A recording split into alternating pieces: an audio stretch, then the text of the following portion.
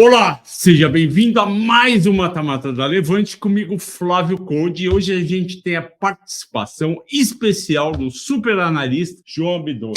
João, muito obrigado mais uma vez pela sua presença, e o programa de hoje ele é uma comemoração aos 30 anos do Plano Real.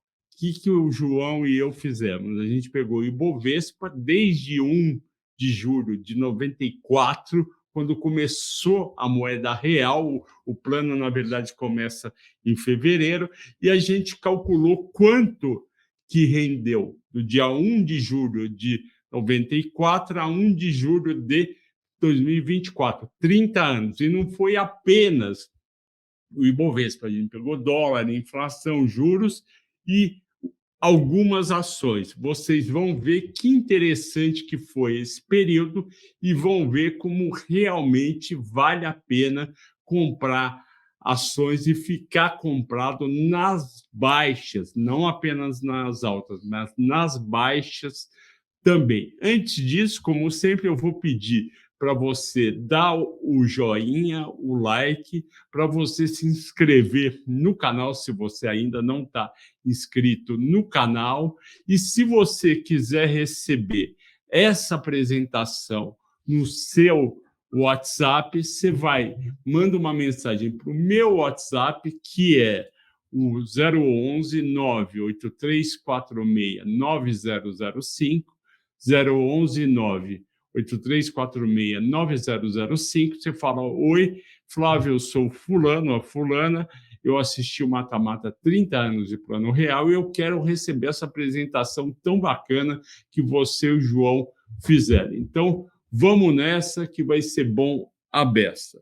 Então, a gente começou, como alguns sabem, outros viveram, com o Fernando Henrique, que era um grande líder, ele era ministro da Fazenda em 94, ele não era ainda presidente, ele vai ser eleito no segundo semestre, vai tomar posse em 1 de janeiro de 95, ele era ministro do Itamar Franco, e ele, junto com vários economistas, principalmente da PUC do Rio, fizeram um baita plano que jogou aquela hiperinflação,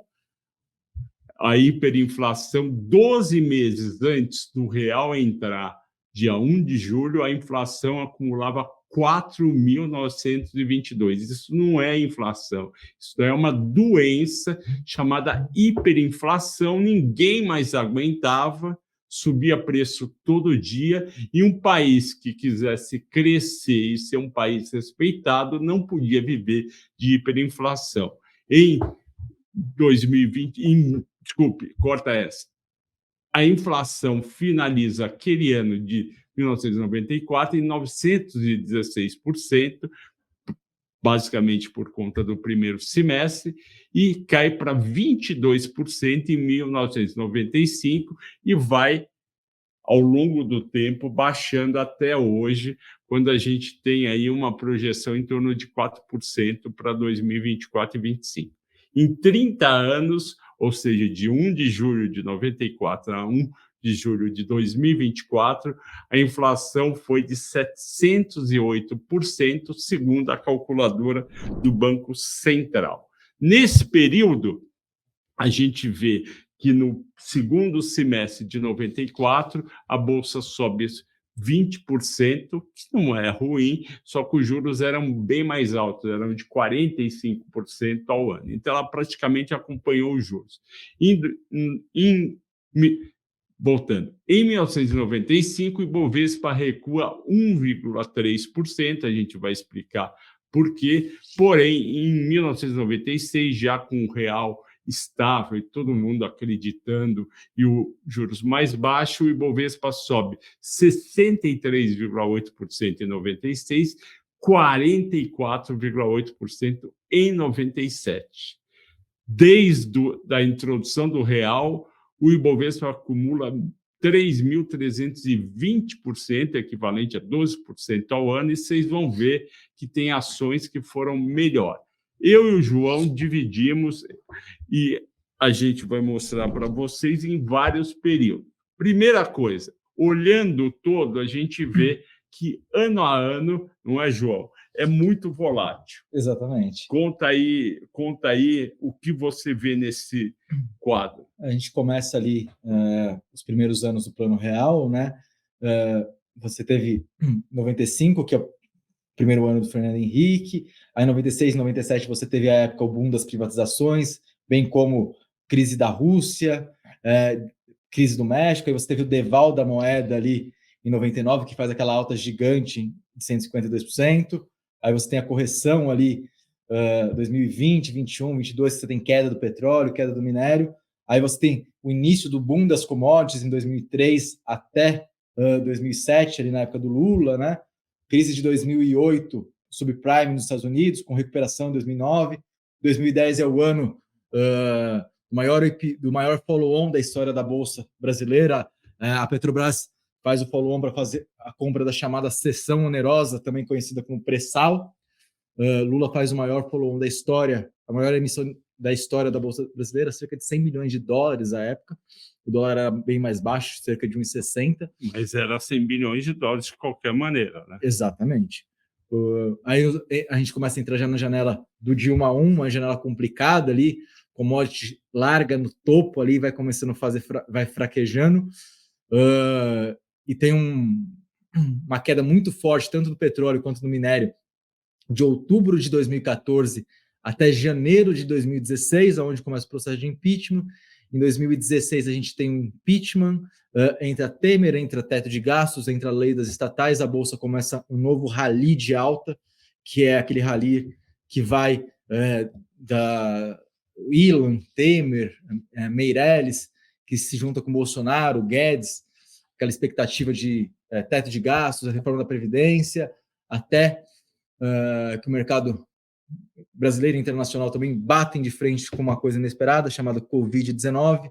Os juros vão a 2, o mercado tem um rally de recuperação ali, embora só 3% em 2020, a Bolsa chegou a cair 50% e voltou tudo.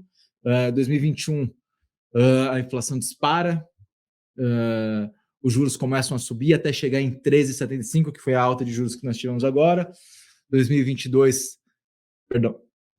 2023, novo rally de alta na Bolsa, com expectativa de corte de juros no Brasil e nos Estados Unidos. Primeiro semestre de 2024, queda frustrada de juros tanto no Brasil e nos Estados Unidos, leva a nova correção do Ibovespa, que esses 30 anos de alta volatilidade, quem comprou na baixa e vendeu na alta fez um bom negócio, quem carregou ao longo dos 30 anos o que seria BOVA 11 nos dias de hoje, levou 12% ao ano para casa, bateu a inflação, protegeu seu capital, teve um retorno razoável, não foi brilhante, mas não perdeu para a inflação e ainda ganhou um pouco.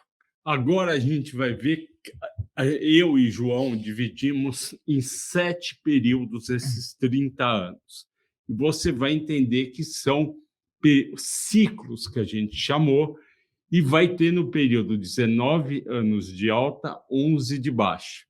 E você vai ver que vale a pena ficar comprado sempre, porque a acumulação vai gerando ganhos e ainda tem pagamento de dividendos, JCP e bonificação, que está tudo isso incluso. O primeiro período, a gente chamou o ciclo do real, vai de 94 a 97, onde a gente vai ter 3 anos de altas e 1 de leve baixa. Então, a gente tem o primeiro, que são os 20% a partir de 1 de julho de 94, e realmente ficou todo mundo muito feliz com a eleição do Fernando Henrique e com o Plano Real. Naquela época, o dólar, em 94, o dólar começa a R$1, dia 1 de julho de 94, e chega a bater 84 centavos em agosto, setembro. Por quê? Porque os juros eram muito altos, 45%, logo depois do plano. E por que o juro era tão alto? Porque os formuladores e executores, porque eles estavam no governo, como Gustavo Franco no Banco Central, tinham um medo enorme do plano fracassar. É normal, a gente vinha de mais de 10 anos de vários planos fracassados, e o Gustavo Franco, bem como todos os outros, ficaram meses trancados, até ter um filme muito bom na Netflix chamado Plano Real, com atores vivendo o papel deles, e eles ficaram quebrando a cabeça e falando o que a gente aprendeu com os planos passados, a gente não pode repetir o erro, e o que a gente tem que fazer em relação a potenciais erros. Um dos problemas era o dólar disparar. Então, eles jogaram a taxa de juros, João e seguidores, lá em cima, nos 45%. E o que queria dizer isso? Não troque seus reais por dólar, que você vai perder. Fique aplicado em juros locais, 45% ao ano. É um baita juros, deve dar aí uns 4% ao ano, desculpe, ao mês, uns 4, 3,5% ao mês. Fique comprado e também gaste pouco, porque com 3,5% ao mês você vai gastar menos. Com isso, não vai ter, a inflação vai aos poucos diminuir e o país vai caminhar para estabilidade monetária. Isso daí era um gol enorme que o Brasil tinha, a Argentina tinha, México, porque a hiperinflação não era uma doença brasileira, era de vários países emergentes. Então, foi feito esse grande esforço. Aí o Fernando Henrique vai ser eleito, toma posse.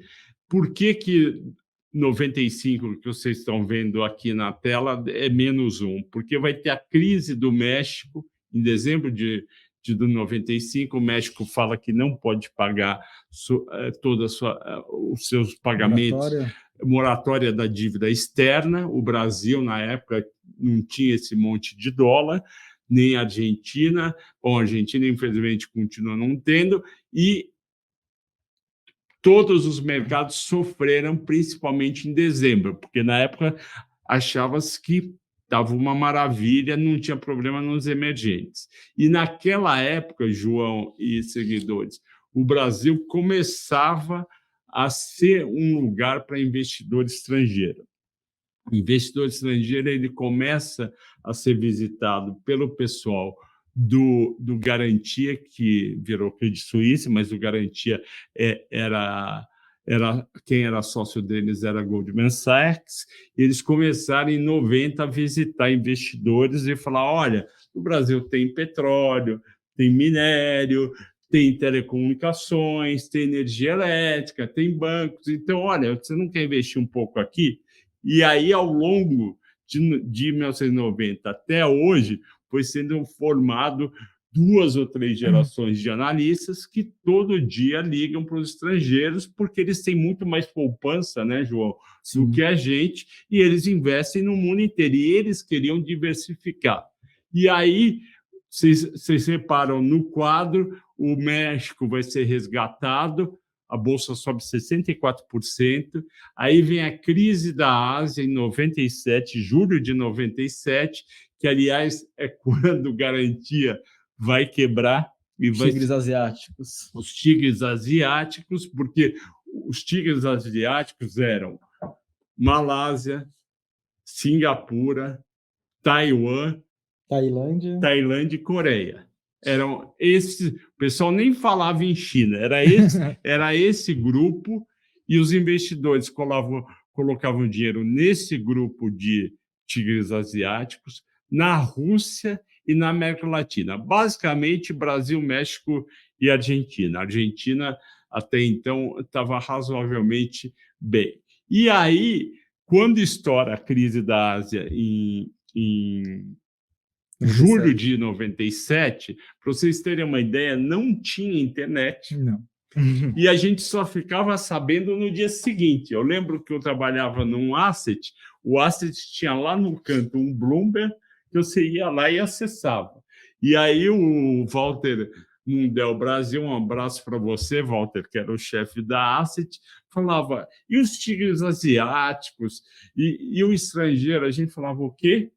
O que é isso? E aí ele nos ensinou muito. Falou: olha, a gente está em 97, a gente tem que olhar para fora. Desde então, 1997, eu comecei a acompanhar diariamente lá fora, e sempre taxa de juros americana mandando, como até hoje. Aí, quando quebra os tigres em julho, o Brasil não dá muita bola. Por quê? Porque a gente teve, se não me engano, 29 de julho de 97, a privatização da Telebrás, que foi um marco na história, se não me engano, 25 bilhões de dólares. Naquela época era muito dinheiro, e telecom era uma coisa muito importante. Hoje em dia, você fala, eu tenho celular por R$200. Naquela época, de julho de 1997, a mulher que eu era casada queria um celular de qualquer jeito, eu não queria. O celular custava, na BCP, que era a banda B da telefonia celular, a Claro de hoje, custava simplesmente $4 mil. $4 mil. 20, quase 30 já, né, Leandro? Teve que vir a Claro, na época a BCP, por preço começar a baixar. No paralelo, e ela queria.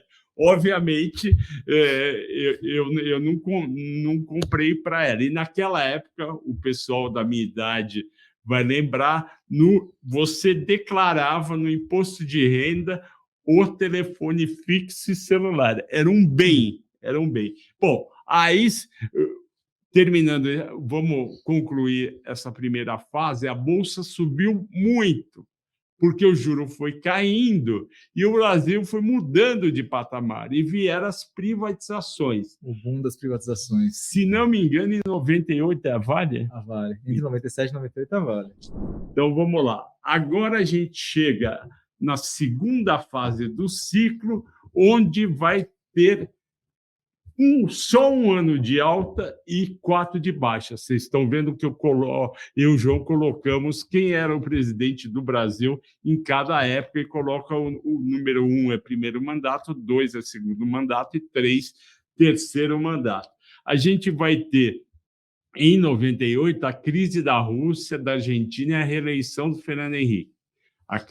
Então, primeiro veio os asiáticos, como o João falou, em 97, em 98 vem Rússia e Argentina. E aí, esses ciclos eu chamei de desval, que é a desvalorização do real. O real estava sendo segurado a R$1, 1,10, e o Gustavo Franco, com razão, falava, eu não posso soltar o real, senão eu posso botar o plano a perder.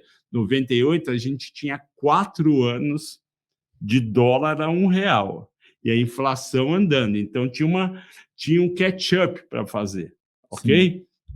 E aí, em 99, a Bolsa cai 33% em 98, por conta do medo da deval e também da crise da Rússia e Argentina.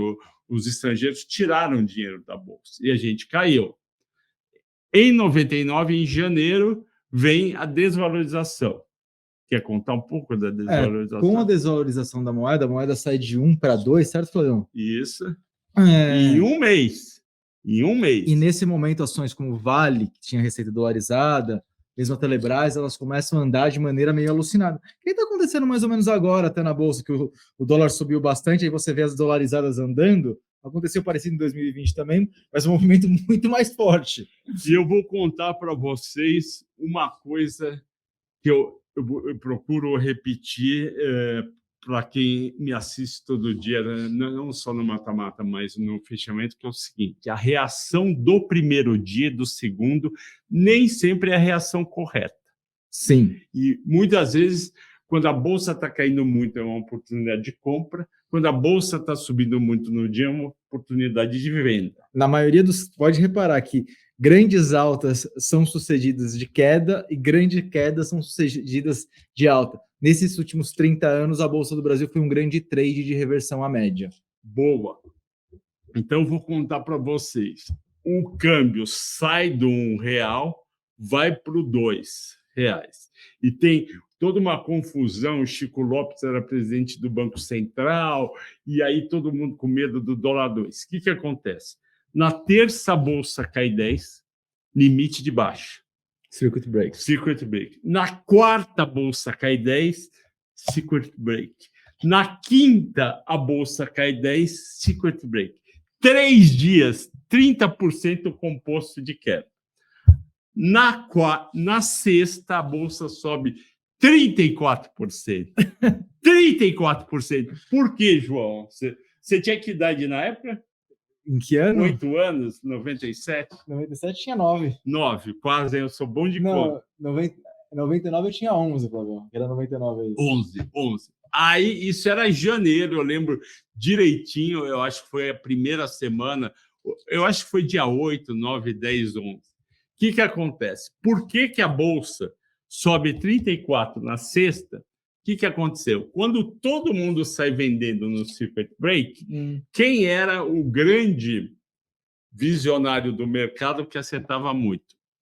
O Credit Suisse.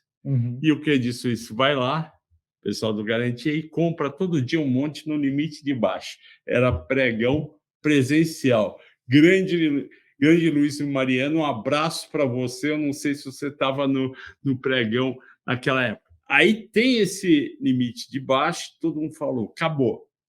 E todo mundo viu Garantia comprando, o Credit Suisse. Na época ainda era chamado de Garantia, o apelido era, o nome anterior, Garantia. Aí, por que ele comprou um monte, caindo 10%? Porque ele viu que as ações iam ficar de graça. A R$2 e não a 1, para o estrangeiro, a mesma Vale, Petrobras, Eletrobras e Telesp, na época, que era a mais negociada de telecom, estava valendo a metade. Então, estava de graça. E o resultado da empresa não ia cair pela metade. Não. Algumas ia até melhorar na margem. A Vale, por exemplo, que é uma exportadora de minério de ferro, poderia até melhorar. Exatamente. E aí, o que aconteceu? Eu tinha um fundo de dividendos no Lloyds, que a gente tinha lançado em dezembro ou janeiro, eu tinha Vale, Siderúrgica Tubarão, que vendia placa de aço no exterior em dólar, e a outra, eu não sei, não lembro mais quem era. Eu sei que o fundo deu 60% de ganho entre janeiro e fevereiro. E aí sobe esse 152%, mas vem 2000, 2001 e 2002, que foram 3 anos de queda da Bolsa. Então, vocês reparem que a Bolsa tem períodos. Por que a Bolsa cai 11? 2000 tem o estouro do bolha.com, porque durante 99, nos Estados Unidos, todo mundo comprava empresa.com. Tem .com, eu compro, porque internet, como foi depois... Yahoo, AOL, American Online,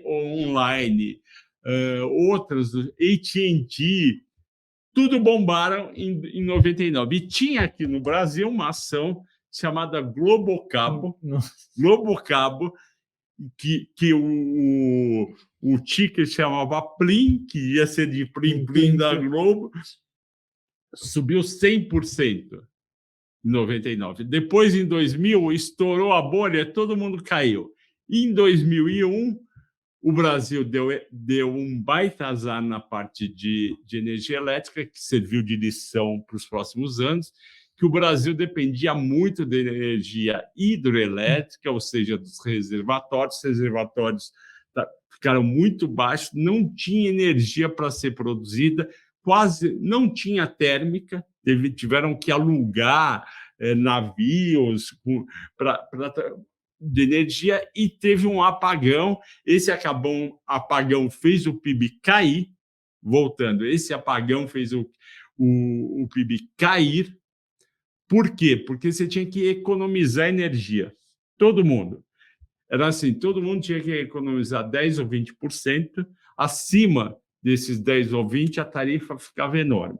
Então, todo mundo economizou, inclusive fábricas. Por isso que a economia cai.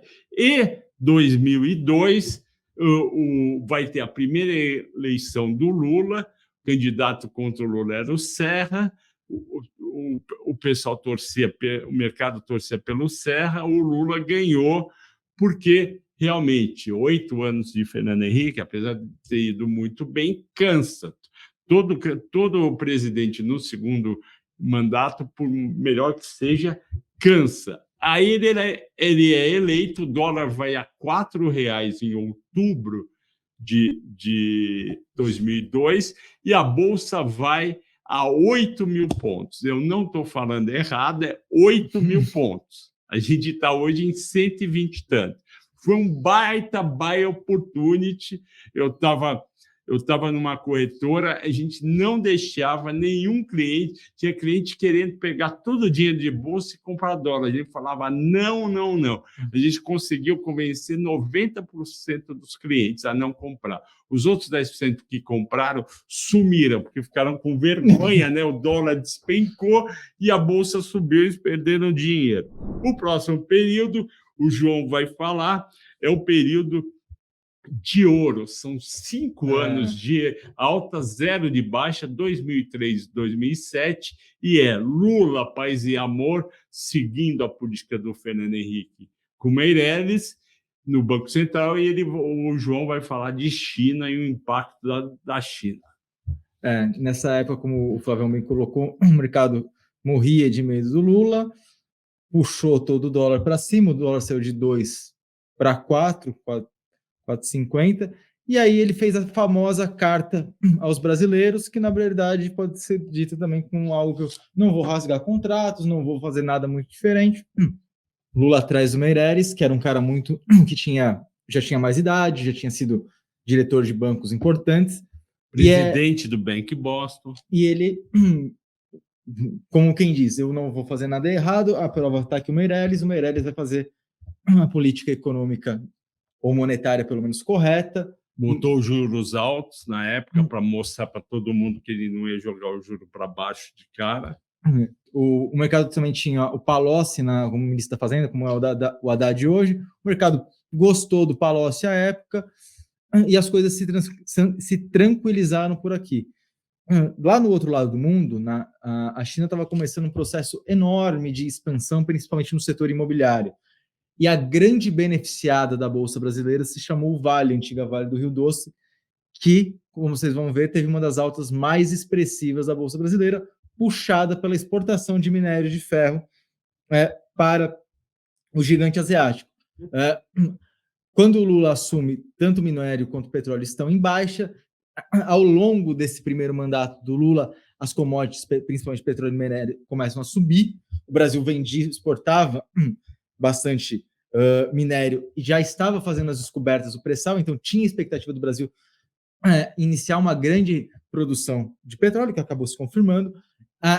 E nesse primeiro mandato, no Lula 1, a Bolsa tem talvez o seu ponto de maior alta em dólar de toda a história. Ela vai subindo ali, como o Flávio bem destacou, 97% no primeiro ano, 18% no segundo, 28% no terceiro, 33% no quarto, e vai muito provavelmente fazer máxima ali entre maio de 2007 e maio de 2008. Em 2008 ele vai fazer, e para vocês lembrem o seguinte, vocês estão vendo aqui no quadro que termina 2007 a 63.886 pontos. Estava 8 mil pontos na semana que o Lula foi eleito. Então, foi uma alta gigante,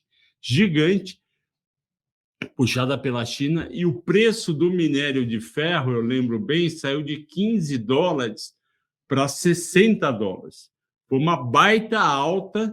E o dólar baixando para R$2. Primeiro 3, 2,50, depois 2.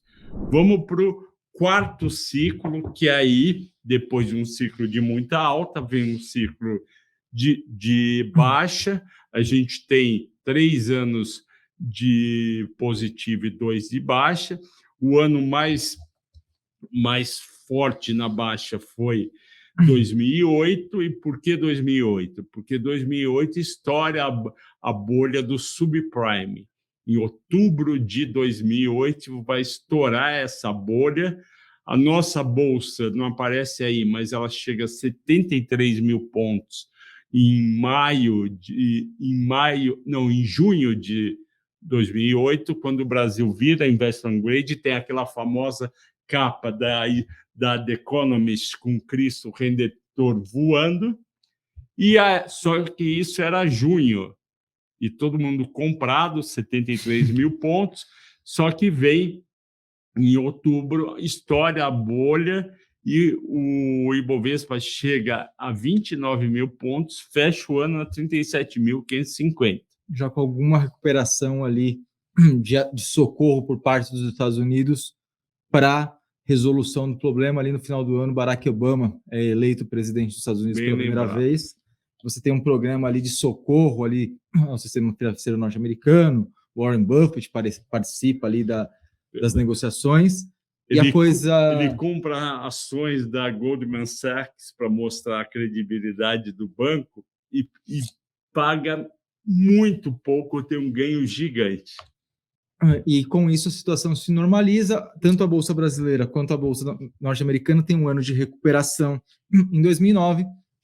Em 2009, a Bolsa Brasileira volta ali para perto do high, como o Flávio falou, 72 mil pontos, que vai demorar para chegar de novo, mas ela fecha 2009 ali muito perto do all-time high e abre espaço para o Lula ali entre setembro e outubro de 2010 e na antiga Bovespa, atual B3, fazer a maior emissão de ações da história da Bolsa Brasileira. Lula capta 100 bilhões de dólares no ano de 2010, vendendo ações da Petrobras, para pagar basicamente o bônus de outorga e as operações do que viria a ser o pré-sal. As ações da Petrobras acabam caindo no ano, mas a Vale sustenta ali ainda alta, junto com os bancos Itaú ali, e a gente fecha o Lula 2 muito perto das máximas. Lula tinha 87% de aprovação, não tem dificuldades para reeleger. Para eleger a Dilma. Perfeito. Isso ele elege a Dilma em 2010, e só para lembrar de duas coisas. Em 2008, em julho, antes do subprime, quando o Brasil estava no high, tem o IPO que mais deu dinheiro na história para os bancos, que foi OGX. OGX capta, eu acho, 6 bilhões de dólares a 1.135. Ela não queria pessoa física, olha só. Ela botou só institucional para todo mundo comprar naquele preço bom, e ela só abre para pessoa física, fazendo um split para poder cair para R$11, 1 ou 2 anos depois. E foi... E outro, o Ike falava nas reuniões, eu vou tornar todo mundo aqui milionário. Ele pagou, se não me engano, 6% para os bancos. Pega 6% de 6 bilhões, quanto ganhou os bancos? Em 2010, você colocou bem, a Petrobras saiu a R$26. Guarda esse número, R$26 foi o maior follow-on da história, R$26. Depois eu vou contar, quando chegar em 2015, a quanto foi esses R$26. E a Dilma vai entrar em 11, só que ela pega PIGS. O que é PIGS? Portugal, Irlanda, Grécia e Espanha, que foi a crise dos países do sul, tirando da Irlanda, do sul da Europa, por conta do subprime. Eles estavam com uma dívida interna e externa muito alta, eles tinham um déficit muito grande, e os bancos da Grécia, da Irlanda, da Espanha, de Portugal tiveram que ser resgatados, e isso fez a bolsa aqui cair. Vocês podem ver que está caindo de 69 mil para 56 mil. Então, a Dilma já pega um período um pouco mais difícil da economia. Vamos agora para o período seguinte, que é o Dilma 1 e o começo do 2, no qual é só queda, com a nova matriz econômica, que ninguém gostou na época, eles abandonaram a questão de controlar os gastos e ter um juro razoavelmente alto e uma inflação baixa. Eles achavam que podia ter inflação alta, não tinha problema nenhum. Aí, em 2014, a Dilma vai se reeleger, mas já começa a Lava Jato, ela quase perde. Em 2015, é quando o pessoal não quer mais saber dela. Tem alguns detalhes interessantes Vamos desse período. Em 2013, eu lembro que eu estava na Ernst Young ainda. Boa. E curiosamente, o sócio que eu trabalhava no projeto, ele também era o sócio revisor da OGX, então era uma informação pública, não tinha nada demais, mas era o balanço da OGX. E eu vejo o sócio falando com o auditor lá do Rio de Janeiro, falando: gente, precisa estar explícito que não vai sair a quantidade de petróleo esperada de Tubarão e Martelo no relatório. E aí meio que estoura a bolha da OGX, quando o mercado percebe que os campos de Tubarão Martelo não teriam a produção de petróleo esperado. Tubarão Martelo é um campo hoje pequeno, que está na PRIO, mas a bolha, vamos chamar, da OGX estoura em 2013, certamente em 2013, a hora que ali a OGX começa a se desconfigurar, não vai ser uma tese de investimentos, vai se configurar só um PowerPoint. A Petrobras vai se segurar até o dia 13 de outubro de 2014, até o dia 13 de outubro de 2014, a Petrobras estava outperformando o índice por pouco, mas vinha em queda, mas leve queda, porque o petróleo estava cerca de 90 a 100 dólares até essa data. O petróleo cai de 100 dólares para 40 dólares entre outubro de 2014 e janeiro de 2016. O Brasil fecha 2014 com 5% de desemprego. Se a gente observar assim, não estava bom, mas estava se mantendo, né? A coisa vai degringolar mesmo no ano de 2015, que aí estoura a Lava Jato, cai petróleo, cai minério muito forte, o desemprego sobe. E a gente não pode esquecer, João, que quando a Dilma entra, que é 2010, ela para de acompanhar na Petrobras o preço do mercado internacional. A paridade de preço ela abandona, porque ela queria segurar a inflação e ela queria deixar o preço da gasolina e do diesel não acompanhava. E aí, nesse período, a Petrobras vai ter o primeiro prejuízo da história em um ano, e é um prejuízo gigante, fora aquelas compras mal feitas, como Passadina, e também aqueles investimentos como a refinaria de Abreu e Lima. Comperge. E a Comperge no Rio, Abreu e Lima... Bahia. Não, Pernambuco, porque o Lula queria agradar o Eduardo Campos. Sim, que era o governador. Que era o governador. E aí estoura um monte de escândalos de corrupção. Escândalo. E a Dilma e a Petrobras vão ter um azar. Eles faziam muita dívida em dólar, e o dólar era 1,60, 1,70, 1,80, estava ok. Quando o dólar começa a andar em 15, 16, essa dívida vai subir no mínimo 50%. Com a geração de caixa operacional da Petrobras caindo muito forte, porque ela cai junto com o Brent. Isso. O Brent sai de 80, 90, 100 e vai para 40, 50. E aí sim ela acompanha o preço do mercado externo. E aí, hoje, eu acho que a dívida líquida EBITDA da Petrobras não chega a 1, né? Uma vez. Menos até. Menos até. Uma vez. Naquela época chegou, juro por Deus, a 5,6. A dívida era 500 bi, a Petrobras estava gerando um EBITDA de 100 bi. E aí, só que você também tinha, assim, desmandos, corrupção, mas você estava claramente também no fundo do ciclo de baixa do petróleo. O petróleo bate ali seus 40 dólares em janeiro de 2016, e aí a gente vai ver o que vai acontecer. Aqui em 2016, que a gente vê a Bolsa subindo 39, não está claro, não está colocado o que foi janeiro e fevereiro de 2016. A Bolsa vai a 39 mil pontos. A Petrobras, em fevereiro de 2016, lembre-se, o follow-on histórico foi a 25, 26. A ação vai a R$ 5. R$ 4, R$ 5. R$ 4, R$ 5.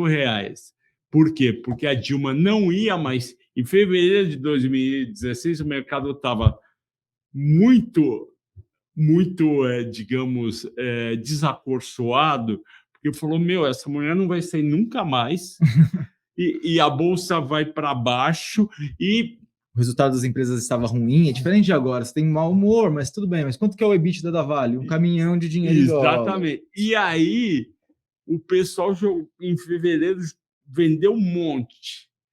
De novo, eu falava: calma, pessoal, isso passa. Tem até um vídeo meu na internet com a Paula Barra, na Infomoney. Eu falo: olha, melhor ação para comprar, as melhores, Petrobras e Vale, e vocês vendem Suzano e Klabin, que estava lá em cima por causa do dólar. E naquela época estava R$ 5 a Petrobras e 12 a Vale. Só que aí vai ter o impeachment no primeiro semestre, vai ter a saída da Dilma no segundo e vai ter a entrada do Temer. Aí o Temer fez tudo o que tinha que fazer, botou o Pedro Parente na Petrobras, ele vendeu tudo que não era core, foi pagando dívida, botou o preço da gasolina e do diesel na paridade do mercado internacional. Se criou o tema PPI, preço de paridade internacional, que sobrevive até hoje, fica discutindo. A Petrobras está no PPI, não está 15% abaixo, não sei o quê, não vai dar problema. Fica todo mundo marcando em cima o tal do PPI ali da Bicom, certo ou errado? É uma referência muito boa. Exatamente. E aí eles criam o famoso teto de gastos. Como a Dilma gastou muito, e a dívida PIB saiu dos 30 e poucos do Lula para mais de 50, eles falaram: vamos segurar com teto de gastos. Então, a questão gastar menos é uma questão de muito tempo. E aí você vê, o Brasil surfou uma época sensacional, 4 anos com alta, subindo, vai terminar 2019 a 115 mil pontos, 645. É o ano que o Bolsonaro já tinha entrado no governo. O Bolsonaro entra em 2018 e o Bolsonaro entra porque tinha a Lava Jato, o pessoal queria mudança, etc. E aí vai muito bem esses 5 anos, todo mundo rachou de ganhar dinheiro, a Bolsa explodiu, foi de 1 milhão de CPFs para 3, 4 milhões, e foi um período muito bom, não é? Exatamente. Só mais um comentário além do teto de gastos que aconteceu. Também em 30 de junho de 2016 entrou em vigor a lei das estatais, por conta da onda de corrupção que houve. Foi criada a discutível lei das estatais aí, mas o fato é que a lei das estatais muda a rentabilidade de Petro, Banco do Brasil, CEMIG, entre outras, de 2030, de junho de 2016 para frente. Essas empresas acabam virando quase que uma gestão mais alinhada com o acionista, e essas ações outperformam a média do Ibovespa de 2016 até o final do primeiro semestre de 2024. Isso é uma verdade.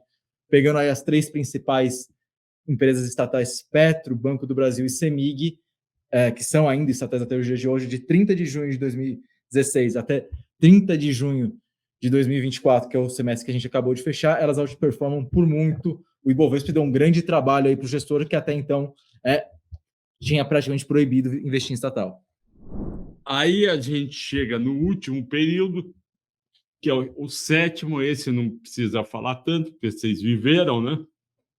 Tem aí, começa a Covid, derruba o mercado, depois recupera um pouco. Aí tem o ano do Fica em Casa, que é 21. Aí tem a eleição do Lula. Primeiro ano tudo bem com o arcabouço, segundo ano dólar alto.